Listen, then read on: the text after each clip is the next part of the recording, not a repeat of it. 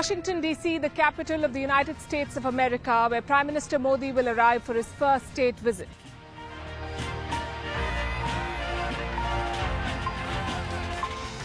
And we're seeing the preparations, we're seeing the buzz around us, and with me are two women who've tracked the India-US relationship as it has evolved over the years.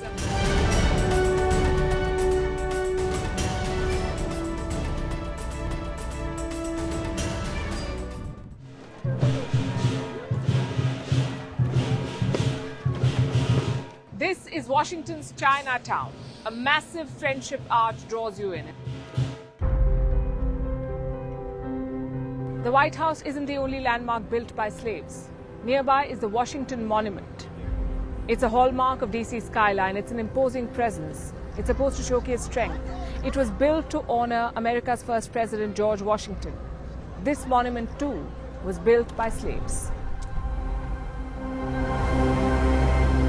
The Washington Memorial, where the Indian American community has gathered to conduct a unity march to welcome Prime Minister Modi. Such marches are being held in at least 20 cities across the United States.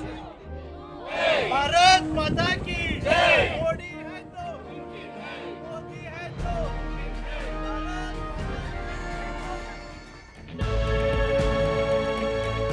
to. Behind me is the US Capitol building. It is part of what is called the front yard of America, the National Mall, home to the most iconic buildings in the country, also the seat of the US Congress.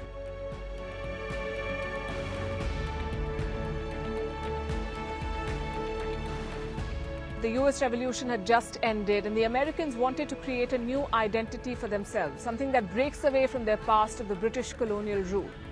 George Washington was the president, and he had a plan. He picked the land himself. He passed something called the Resident Act that helped create the US Capitol and the President's House, which is the seat of the US government.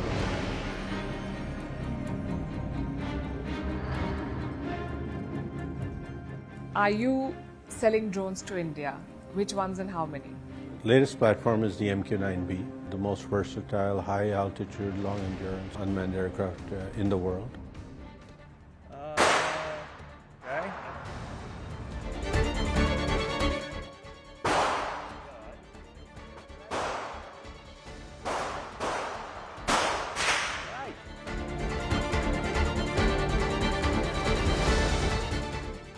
Look at this. This is an ad for a gun, Glock firearms, and nowhere else have I seen something like this. Ads for firearms and weapons so openly and frequently displayed in civilian spaces. This is America for you. It's a country which has more guns than people.